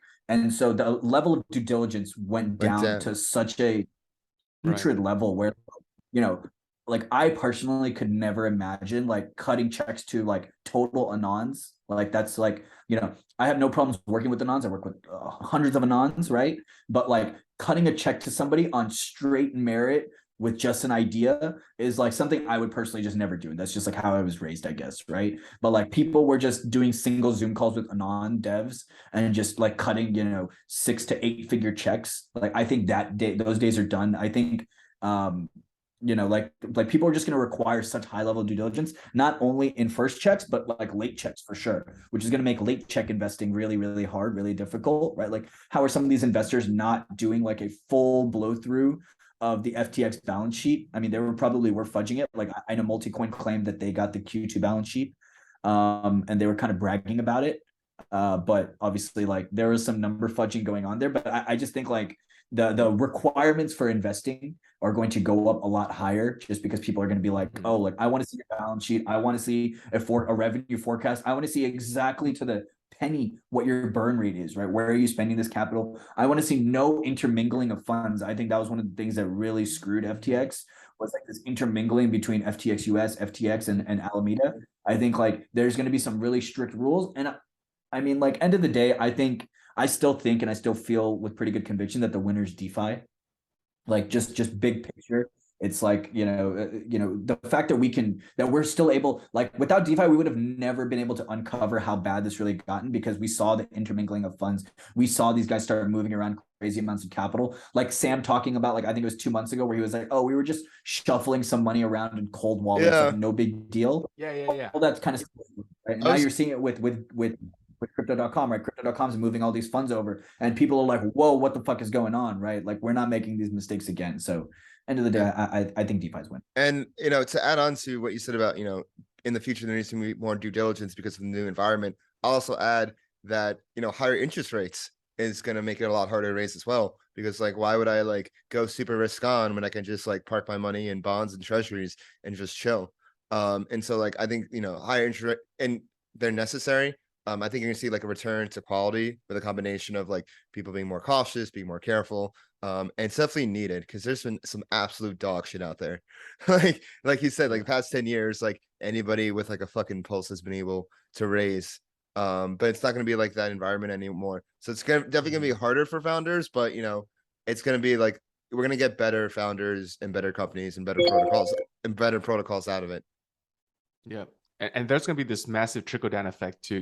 As Ishan was saying, this is going to happen at the later stage funds because they could do deeper due diligence. They can request for, financial statements, audited financial statements. Actually, I don't think they'll just trust the company anymore. But that has a trickle down effect because if the later rounds aren't being marked up and aren't being closed as quickly, the earlier stage investors are not going to be wanting to cut that check as quickly because they're going to have a hard time getting that markup later on. So, we're going to see it trickle down all the way through the whole all the different stages. And yeah, this is hard mode. That's what I was saying. Hard mode. Project productivity. And like I can't even imagine like how many projects out there have a portion of their treasury or the whole thing on like FTX, and now their runway, like Star Atlas is like a pretty popular game that's on Solana, and I heard that their runway got cut in half, right? And that is like, holy shit, how many of these are out there? How many, like, that means all the investors are obviously, that's the quote unquote the LP's money, right? Because it would pass through a couple of hands to get there. Now, are they going to go out and raise another round, ask for more? Like, yeah, man, this is. So I'm curious, what are your guys' thesis on like how this all started? Like, do you guys think it was like just nefarious acting from the beginning? Like they just did all of this with the full intention of taking everybody's money? Or like, do you think like okay, me personally, I think this is still Contagion from Luna. And I think they still had a lot. I think Alameda had a lot of exposure to Luna 3AC and that subsequent like capital destruction event. And I think that they had a massive hole from there that they were trying to trade out of. The hole got bigger because the market kept going down. And that's when they were like, oh fuck, if we don't get customer funds, like this is all going to be like what, like this all might unravel, right? Because I think that they already had like so that I think it wasn't customer funds, it was probably like customer FTT or something like that they were loaning to Alameda. Alameda was taking that, collateralizing that, and getting capital to trade with. They traded even bigger hole, and then they had to defend that $22 peg because that would cause the cascading liquidations and bankrupt Alameda, which would then cause a big hole in FTX, and they would all probably go to jail. That's my just kind of like short, I guess, succinct like thesis on what happened. Like I'm curious what you guys think, or like how this started, how we got here. Yeah, I think that this has been years in the making. I don't think like it started as like, yeah, we're gonna like go and like use customer funds to do that. I don't think like no one ever starts off like that nefarious. It kind of just like goes to that point. But you see that early deck that's been going around of Alameda Research. It's like 15%, low risk, high return. And what's interesting is like I wonder how they got that original money to begin with, like the original like money they used to use, like the Japan ARB, but we can get to that later. So they were market making and whatnot, and then they started their own like casino, basically their own exchange. They started their own playing field with FTX, and and like there's always something sketched there. It always felt like unholy because it seemed like SBF was just one of those people that's like willing to do like anything to win, no matter the cost, which is like good to an extent, unless you cross moral lines, which he did. And I think if you just see like how SBF acted from DeFi summer to now, like guy never gave a fuck about DeFi, guy never gave a fuck about crypto. We're just aggressively farm and up everything. Everything was just viewed in terms of expected value. And I think when you think of like, okay, he's an EV kind of guy, how does he view the world in EV? Eventually, like it like leads to actions like what we see now. He probably like saw like the big hole in like Alameda and stuff, and he's like, what is the EV of me like risking customer funds to like go do like this like one thing? And then he justifies it with his effective altruism, and then he like goes and he was like, fine, I'm gonna do this. And it obviously just blew up in his face. I think he's always just been like not the best actor to begin with, and just never really gave a fuck about crypto DeFi. Yeah. And like he was just like a trader to begin with. And like, traders are fun, they're necessary evils. Like they're usually like the first ones to like shill and experiment with projects, but when they become the leaders and the voices of the space, that is a problem because like they're just thinking about themselves. They're thinking about like the short-term game, like what can I get out of this? And you see that like how he was acting in Congress, how he was like lobbying just to like basically shut out like all of DeFi and make it like a kiddie pool compared to like what it could be. And so like I think like we need to actually just stop looking at people as like we need to stop idolizing people to begin with and like more idolize their actions and like what they've done. Like Vitalik does a very good job of this. He's like, he's very good at like trying to play off the main character as much as possible and not be one, even though he could easily be one. It's more like, look at my work, don't look at me. While SBF is more like, look at like me and my exchange and like look at all the effective altruism that we're doing and stuff. But I don't know. I don't think there was like a lot of substance, obviously. But that's my take on it. I don't know. What do you think? I think for me, I think it kind of he grew into the role because I think it would be really difficult if he were just a much smaller size exchange and a much smaller sized hedge fund for him to have this kind of complex that he needs to do all this good in the world by frankly taking everybody's money to do so. I think it's because he got to the size he got to that he's like, oh wow, like I can actually like really do this. And I agree with Ishan that there was probably a tipping point where things crossed over into like the fraudulent area where this is clearly fraud. And at that point, he was already so large and he kind of had to maintain that. If people hate losing that power. And kind of once they have that power, they just do whatever they could to hold on to it and justify the ends, justify the means very quickly at that stage. So I think he kind of grew into him and, things kind of cascaded from there. And like, if you're the top dog, like if you're one of the top dogs, that's actually a very not good position to be in because you want to be the top dog, right? Being in the top 5 is not great because there's like, you're already in this space where you need to be the top one. And I think that kind of got to him a little bit probably.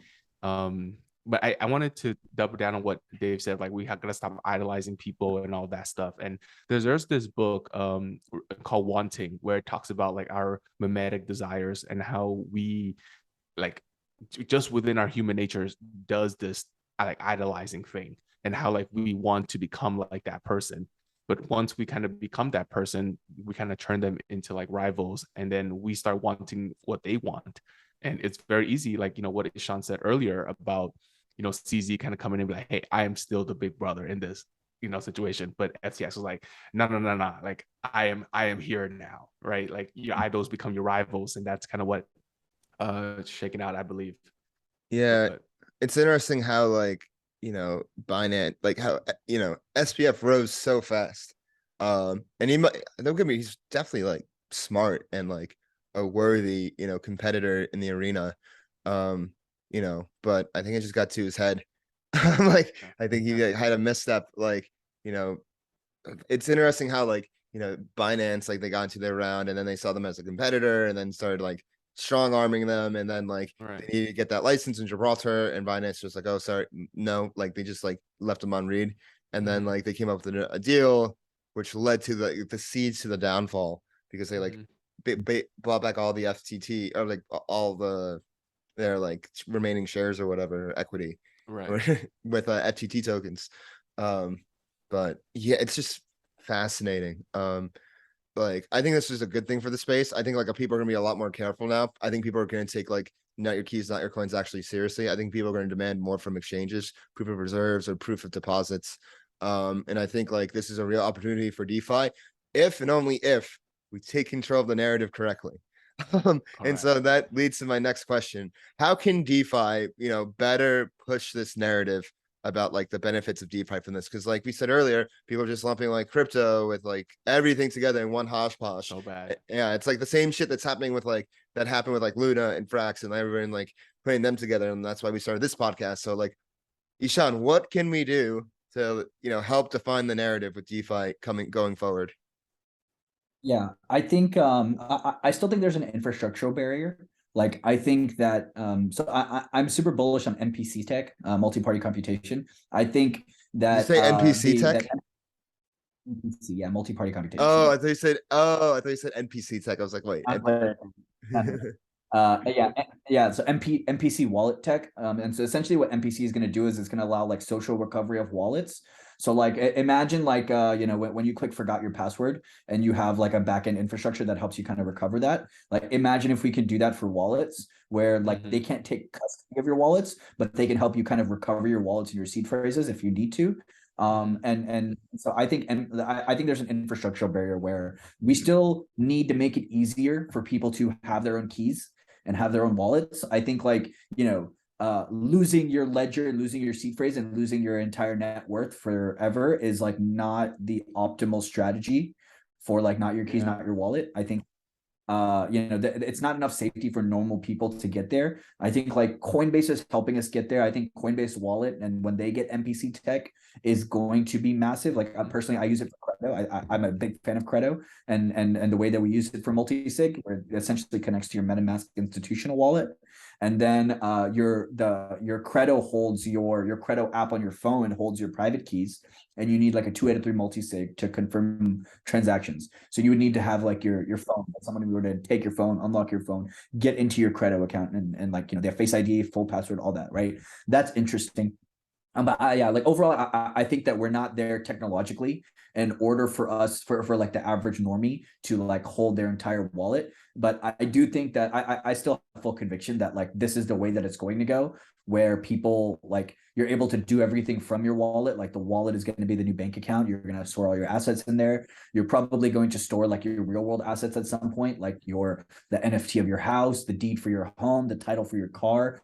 I still think that overall this technology, this like blockchain based like distributed ledger system is the best way for us to. Okay, so I've been kind of building this thesis a little bit. I think that essentially the wallet is going to be the better form of like holding all of your funds. Because of the network effects of it. So like, okay, that right now the alternative to this is like this online banking Venmo system where essentially all of these individual actors create their own databases and they have their own ledgers, but these are like privately held ledgers where they keep like a spreadsheet or a balance sheet of like all the money that everybody has in their Venmo account and then all of the total assets that they have, right? And then the problems come when this interoperability tries to come, where Venmo tries to speak with JP Morgan, and now JP Morgan moves over to Zelle, and Zelle with Zelle, Bank of America, and these guys have their own ledger system where they keep all of these numbers and all of this like all these systems in check to make sure that the balances match. And then you have some of these smaller private banks, right, where I think that like a USDC, Ethereum based ledger system is gonna allow for way better interoperability. It's just gonna be a better system for this kind of like banking backend where people are still going to have their traditional Chase, Bank of America front ends, but the backends are going to be running on these like distributed ledgers, like Ethereum, like maybe Polygon or something like that, where everybody has access to it, everybody can see the full ledgers, and you get that very easy interoperability. So now, when they're doing, the federal banking, like at the end, every bank has to make sure that they have enough reserves in order to like have like the fractional banking, right, where they have enough in order to get a certain amount of deposits done, right? It's like some X percentage of their average daily deposits, right? Where I think that entire backend system, instead of being like single entities that have their own system and create them, I do think within 5 years it's going to be like a probably USDC based, just like public ledger where all these banking systems can tap into it, and then everybody feels a lot more safer about how their money is really operated, because like big picture, like this FTX style bank run could happen to any bank, but banks have the ability to shut down withdrawals very easily. So like this is not like a crypto native. Like we're speed running the history of finance, right? I love when the bankless guys say that. We're literally speed running all of this, right? So like back in the 20s, there were bank runs like this all the time on banks, and banks would come and banks would go, right? And so unless we get in, like I think some, there does need to be some like.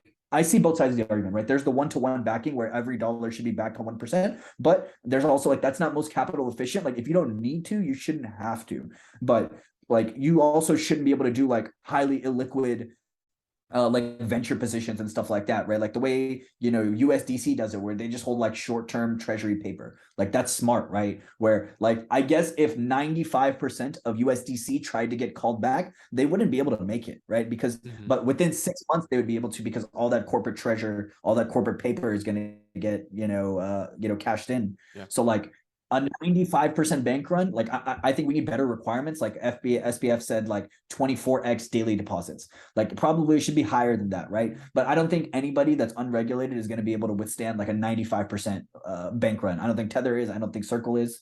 So I know that was like a little word vomit, but No, No, that that's was good. beautiful. No, we need that. We like the vomit.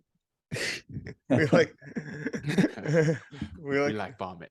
We like the vomit. No, I know. I agree with that. I definitely think the back end is, why not offload all that back into Ethereum? It's literally built for it versus the everybody world having their computer. own. I mean, yes, it's literally built for it. Now I just feel like at that point in time, how does the wallet structure work, right? Do I go to JP Morgan? I'm like, hey, I want to open a wallet with you today. Like, do they just back up all your, it turns into, again, it's an exchange wrapper. It's still not your coin, right? Like, not your heat, not your coin. Although you both have the private key, like, I have it, Chase also has it. But at that point in time, it becomes like a massive honeypot, just like an exchanges, right? Like, so like, where does that stop? And I like what you said about the NPC, where social recovery is a massive thing to help this onboarding element. But I think about it, I'm pretty sure the people who had their capital stuck in FTX would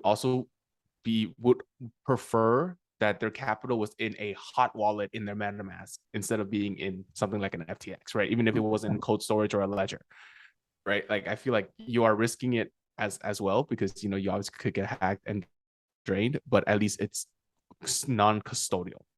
And I think that's what DeFi needs to, instead of working on this. And I think the actual product itself. The only reason why you went onto FTX is because of the liquidity, the certain types of tools, and the order types, and the algo trading, and the API keys that you can just plug in. Like, if all of that could come on chain, I don't see why there will be a need for a centralized exchange, right? But please correct me if I'm wrong. Like, if off chain could do it, why would you go? I'm sorry, if on chain could do it, why would you go off chain? yeah, I do think it's just a matter of like, will normies, which is like obviously a vast majority of capital out there, will normies ever get to that point where they feel comfortable enough to do like full wallet security? I don't think that tech is there yet for the average person to feel like, oh, okay, like I don't feel like, unless I really fuck up and like really do something stupid, I'm not going to lose access to my money. Like plenty of people lose access to their wallets. Plenty of smart people lose access to their wallets. Yep. So I think that it's like, can we get there to a point where either like, normal people, normal people are always going to need like an easy way to do things. So they're always going to need some kind of front end where that's like easy and native for them to interact with, like a Coinbase style front end, or like a some bank style front end that's just running DeFi in the background. I think that's likely. Or the second thing is like, is that market just going to shrink so much where it doesn't even matter?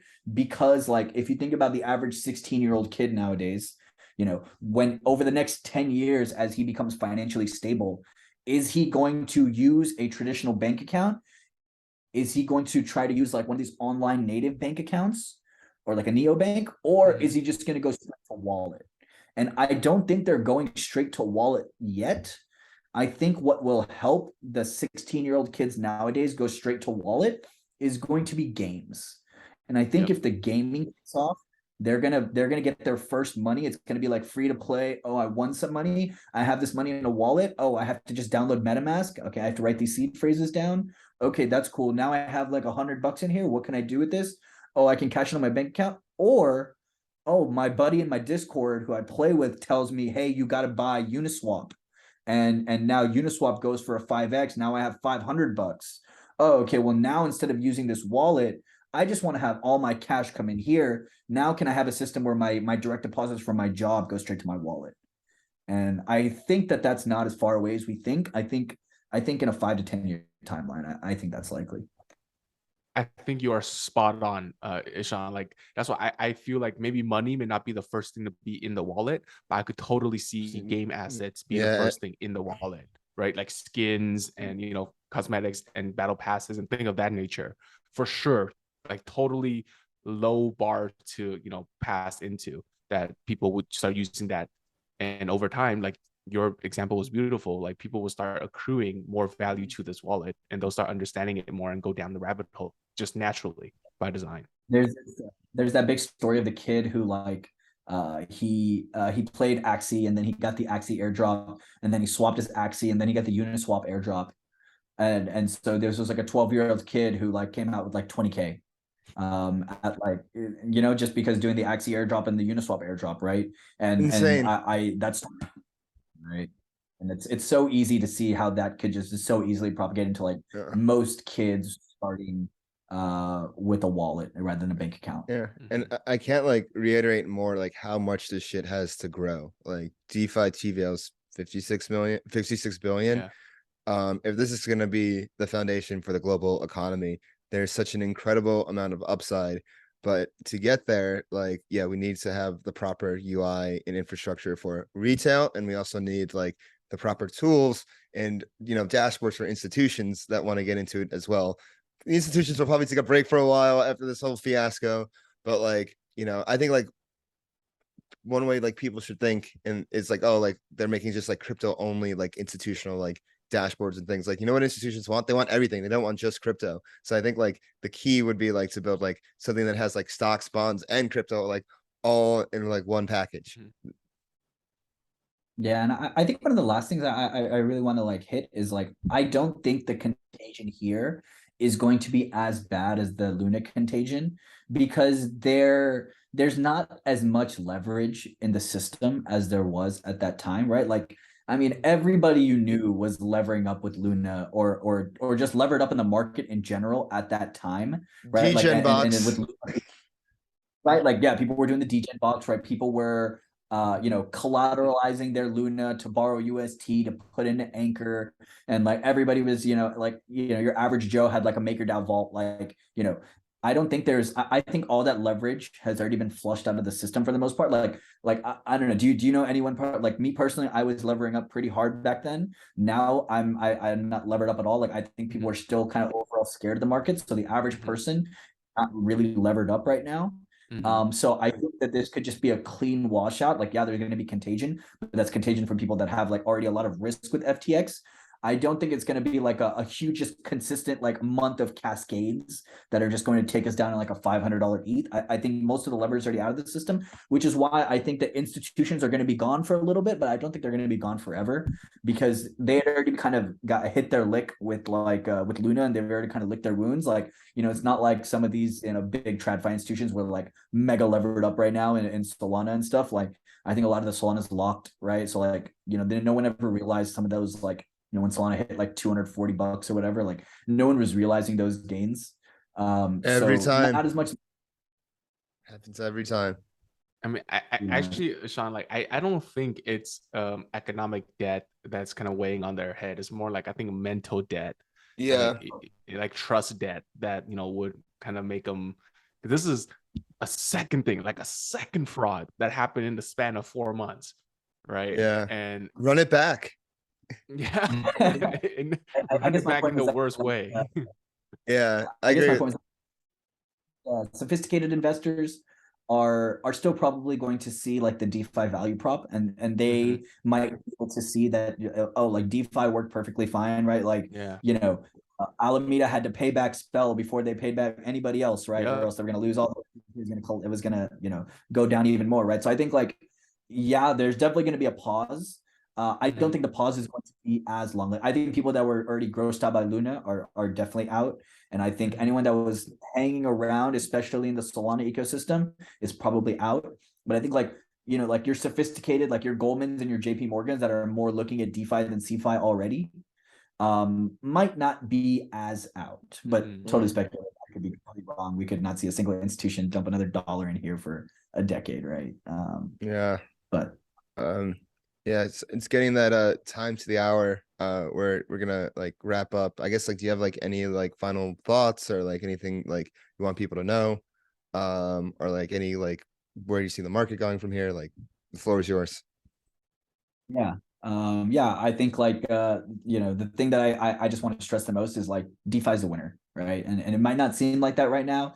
It might seem dead, but like like Dave and I, we've talked. Like I'm a big Frax head too. Like I'm a Fraximalist. Like I think the way that you build economies is like the way the Frax has built the economy is like stronger now than ever, right? Like Frax didn't really move much. Like it was as strong as ever. I think like DeFi is the big winner. I think the way that we can maximize this is like, one, we have to continue to tell the story, right? And spin the narrative of like, hey, like DeFi got its money first, right? They got money before everybody, investors, VCs, anybody, right? Because it's not about merit. It's not about, how big of a brand you have or how much money you donate to political parties. Like it's literally just math, and you can't beat math.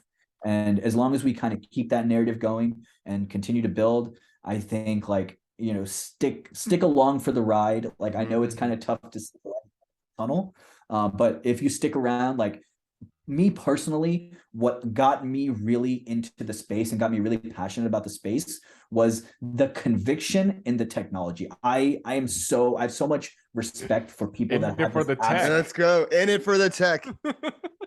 100%, right? Like if you believe through all the bullshit, through Mount Gox and the DAO hack and all of that, that you still sat here and was like, this is world changing technology. Like I don't care about old heads and TradFi guys that are like, oh, this is like, the government's never going to allow this, or regulators are never going to let this happen. Like I don't ascribe to those beliefs. Like I believe that the most efficient, best value add system will win. And I continue to have that conviction. I still believe that DeFi is going to be a, probably $5 to $10 trillion market in and of itself. And if we're at 50 billion right now, that's at least like a 20x full market cap from here. I think it might be 200. We don't do public math. People lie, numbers don't. Numbers don't, 100%. And so I think that's the biggest thing is like DeFi is here to stay. DeFi has never been stronger. And not your keys, not your wallet. Get a ledger, and yeah, you should be fine, man. Just keep building. Actually, like you've touched on a good point, because like how we originally got in touch was before your FTX thread, because you wrote a very nice Frax thread, and you have been a Fraximalist. Can you, before we go to, can you give us your Frax thesis and what you saw in Frax and what you like about Frax? If there's anything you could critique Frax on. Also, the floor is yours for this. Yeah, hell yeah. AMOs are the competitive advantage. Like if you can create capital efficiency by creating automated market operations in order to back a peg, like this is the way dollars should be made. That like Frax is the Fed. This is the way the Fed should be. Frax is the DeFi Fed, right? This is how you print capital. You do it as efficiently as possible. You make money. You take that capital. You invest in AMOs and Frax BPs and all this other cool stuff. FRX ETH, FRX ETH. Like this is the way that a central bank needs to operate, should operate, right? In a totally automated, transparent way. Where it can actually go into create money operations in order to actually create a better backing, create a better dollar, right? I think Frax has lived through so many of these shit shows and just continue to just print cash. And the way that you keep printing that cash, just every day Frax gets stronger and stronger every single day because it was just printing cash. So, and the ecosystem that you guys are building, like everything is going to come around to FXS, like I'm so bullish on Frax, like so bullish. Hell yeah! Great soundbite. Yeah, great soundbite right there. All roads lead to Frax, baby. I'm saying it since the beginning. Critique, Ishan. Critique on Frax. I think spending some of those extra Frax dollars in order to kind of back the peg is a little bit circular. Just like the way you just kind of like, if printing as many dollars as you can to make sure it doesn't to not let the peg go below $1, right? Just like print as much up just to get enough to keep it at $1. I think could be the manipulatable vector, I guess, like the way that it's printed in that way. But overall, I mean, I have like very, very few critiques. Like it's just like the only critique is like what other cool AMOs can we build? Can we build more cool shit like that? And that's not even a critique, because how many more can you build? What are we at, like 10 now? Like yeah, for sure. Sure. Okay. So normally at the end of these pods, Ishan, we have a series of lightning round questions that we want to hit you with. So I'm gonna start with the first one. When did you first touch the chain? What was your crypto virgin experience? This might be a little embarrassing, but I guess I started. So I first on ramped through Binance. I first started trading heavily on Binance because that's where I got non KYC perps. Mm-hmm. And so then from there, if you're on Binance, then and you take your money off chain, first time you hit the chain, it's Binance chain. So a little bit not my proudest moment, but first time hitting the was BNB. Yeah, that's admirable. No, it's like boarding school. It's like your training wheels. Yeah, exactly. Oh, I didn't have the money, fair. like $10-15 a transaction. I was like, dude, I have like $500. What am I gonna do? Like, spend $10 a transaction. Now I have like $490. Well, how am I gonna make money in this? Like, what? I'm gonna go yield farm and then like just like take 6 months to just make back my gas fees. Like, so yeah, it was BNB first. Pancake swap, my first true love. Nice. Farming cake. Second question. What is your favorite off-chain activity? What is your favorite touch grass activity? Touch grass. Maybe this is why I identify with the Frax squad so well, but I'm a weights guy. So yeah, when I touch grass, I like to get the weights a little bit, get a little big. Yeah. That's one of the first things that I told DeFi Dave when I saw him in person. I was like, Jesus, bro, you're fucking big. Like, bigger in person. Yeah, it's past couple weeks have been a little tough, but yeah, hitting the iron for sure. And hooping. I like to play basketball. Fuck it, we ball. So what is some advice you would give to yourself that's 5 years younger from now? Interesting. 5 years younger. Okay, so 5 years ago, I was probably just getting out of college. So I probably just graduated. I would tell myself, one, I think everybody after college should go work a job.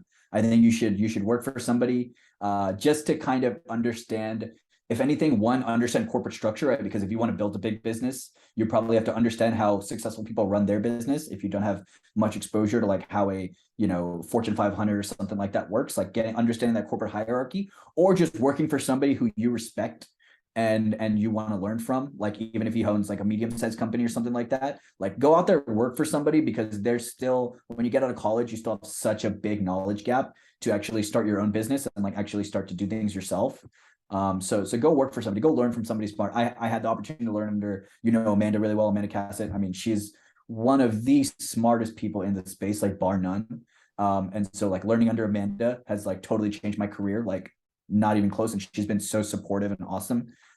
So go find somebody who's like super sympathetic, empathetic, but like, be prepared to work for nothing or work under what you think you're worth, in order to learn, but go out there and learn from somebody super fucking smart. Pay your dues.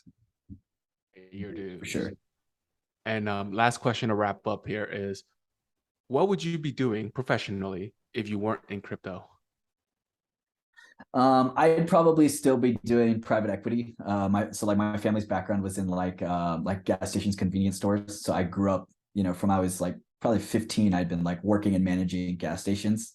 And so there is no better cash flowing business than a convenience store gas station. Like that is it's my passion. I love that business so much. That's how I grew up. That's how I got anything. That's how my family went from like dead broke into like doing really well, like is all just the gas station business. It's a great immigrant business, right? Where you can, people talk about residential real estate as being like this awesome, like, oh, you gain equity value and you get a little bit of cash flow from rent. Like gas stations are prime real estate. You get some of the best commercial real estate, increases in value. All the money that you make is straight cash flow. The more money you make in the business makes the value of the business go up. Value of the business goes up. Value of the property goes up. And so it creates this like very easy to comprehend and kind of like gather around like flywheel of like, but Flywheel. Guys. It's nice. Nice little off-chain flywheel. of like, you know, creating a good business and getting good cash flow, which is like cash flows like crazy. And then on top of that, like creates this equity value that you can use to then borrow against, right? And go get more assets and easily lever up to get turned from 1 gas station to 2 gas stations, 2 to 4. Like that's how my family got started, right? My parents worked at a gas station. My mom used to open the store every day. My dad used to close it. They used to work for somebody, saved up money, bought one, worked there for years, then bought another one, then bought a couple more. So yeah. What's like, the highest margin thing at a gas station? Is it the Ooh, gas or the snacks, or is it the cigarettes is low margin, beer is low margin, gas is low margin. It's like candy and soda. So next time you go into a gas station, buy some candy and soda, like buy a little extra, because you know, especially only go to mom and pop. If you go to corporate gas stations, you're not my friend. Like no how corporate can you tell gas the station. difference? So like big chains, right? No circle, no like no massive chains. Some shells are and stuff are locally owned. But there's a certain vibe to it you can get with that like extra clean look. But usually stay away from like your Aleros, your Exxons and stuff like that, and go more towards your, you know, Quick Mart, Easy Mart. What about Wawa? Wawa's a big chain. We don't like Oh. Wawa. We don't like QT. Fuck QT. I will say that on live. Don't come after me. Fuck QT. QT. We don't like QT. What about Quick Check? Okay. Well, you might not know what that is. That's also from Jersey, but I don't know. Might be small. Yeah, anything big corporate, you know, top 500, you know, your, you know, Valeros, Shells, you know, 76 Shell, yeah, Chevron, Support. Mobile. I see. Okay. Support local business. Support mom and pop. support your local Indian family. That's Yeah. who Good to probably know. runs it. Good to know. Yeah. I thought it was like a franchise model where, you know, they just kind of take over the brand and they still run it, but they have to pay obviously royalty and franchise fees. There's I didn't both. know that. Franchise Yeah. model. There's a franchise model, and then there's like the corporate owned. So there's corporate owned stores and then there's franchise stores. Oh, So yeah, so some are, but if you ever see a "We appreciate your business" tag, definitely go there. You see a big red like "We appreciate your business" on top of a gas station, definitely go there. all right. Right. PSA, everybody. Big red, we appreciate you. That's where you get the gas. All right. And we appreciate you, Ishan, for coming on. I appreciate you guys for having me on, man. It's been quite a wild week. It's been the craziest week of my professional life for sure. And yeah, happy to chat, happy to get on here and happy to spread the Frax flywheel. Yeah, man. We'd love to have you back on in the future as well. Of course, would love to. Yeah. Thanks you, sir. Appreciate you. Peace. Thank you, everyone, for watching this week's episode of Flywheelpod with Ishan, who predicted the downfall of FTX, who is helping us shape the DeFi narrative for the better and for people to understand. Kiet, what are your final thoughts on this interview? Man, I mean, I knew he was obviously intelligent, but after kind of meeting with him and having this conversation, he's just a genuine good dude. He cares. Like he cares about DeFi.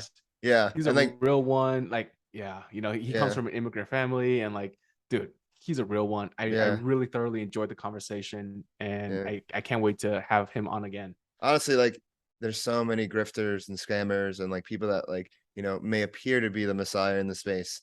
But like, you know, just like let us down.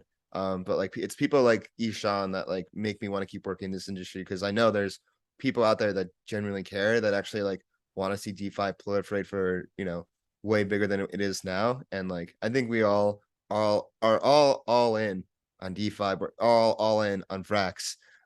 It's just like a matter of like doing the work, which, you know, he is definitely doing. And he's a Fraximalist. That's actually how I first met him, because he wrote an incredible Frax thread. I'm like, dude, great thread.